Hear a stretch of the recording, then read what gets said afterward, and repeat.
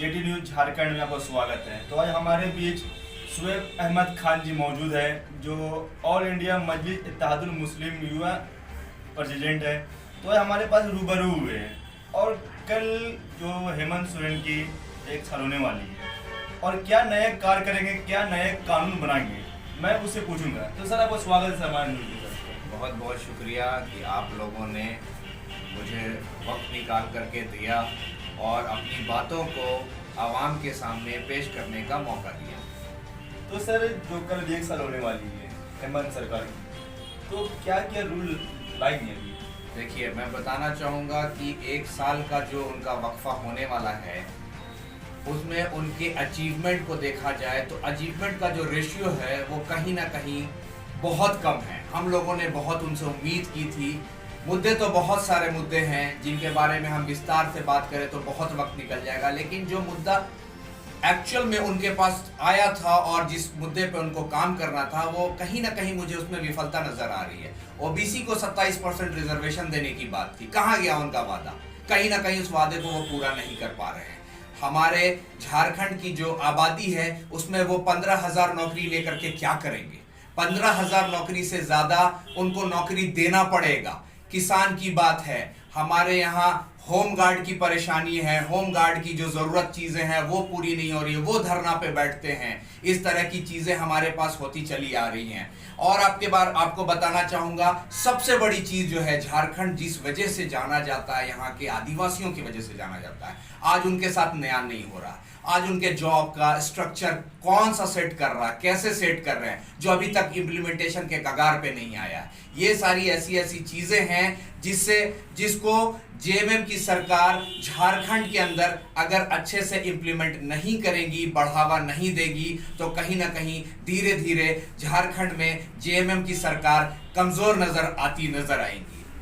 तो सर पारा शिक्षा भी इसमें मौजूद है सर। पारा शिक्षक के बारे में बताना चाहूंगा मैं। पारा शिक्षक एक ऐसा मुद्दा है हमारे पास जिसमें अभी तक फिर से मैं कहूंगा कि इम्प्लीमेंटेशन कुछ भी नहीं हुआ। एक भी जॉब नहीं मिला, सिर्फ और सिर्फ उनको संतावना मिला है। कहीं पर भी उनको देखा जाए तो उनके मुकाम जहां पे वो पहुंचने चाहिए थे वो अभी तक नहीं पहुंचे। और सर जेपीएससी, उसमें भी सर काफी मुद्दा है सर, तो क्या लगता है अभी तक? सेम पारा शिक्षक की तरह जेपीएससी का भी मुद्दा है कि उनको भी कोई भी स्टेज पे कहीं पर भी रखा नहीं गया है। जेपीएससी के जितने सारे छात्र हैं, जितने सारे निकल करके आए हैं, उनको कोई अभी तक जॉब प्रोवाइड नहीं कराया गया। अभी देखिए मौजूदा में ग्रीन कार्ड जी और लाल कार्ड को छोड़ दिया जा रहा है और 10 की सिर्फ मात्र 10 की चावल दिया है। इसमें परिवार 8 भी है, 10 भी है।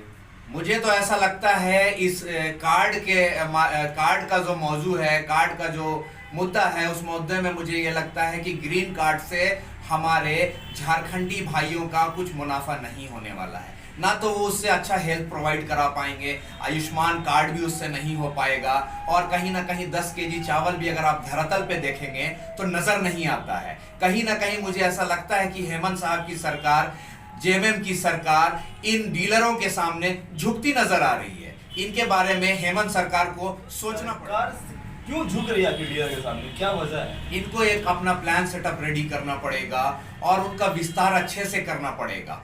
जब तक ये अपने आला कमान को आदेश अनुसार काम में नहीं ढाल पाएंगे, तब तक ये सारी दिक्कत, ये सारी परेशानी होती रहेंगी। मूलवासी, आदिवासी, ये यहाँ के सबसे बड़े ज्यादा हकदार माने जाते हैं झारखंड जैसे स्टेट पे, और अगर उनके साथ नाइंसाफी हो तो हम जैसे लोगों के लिए शर्म की बात है। अगर हम इस टॉपिक को लेकर के, हम इस मुद्दे को लेकर के अगर रोड पे नहीं आते हैं तो कहीं ना कहीं हम अपने साथ इंसाफ भी नहीं कर रहे हैं। 1.25 करोड़ आबादी में सर मात्र 15,000 जॉब। 1.25 करोड़ आबादी झारखंड के अंदर है, 15,000 जॉब अगर उनको दिया जा रहा है तो कहीं ना कहीं ये नाइंसाफी की बात है।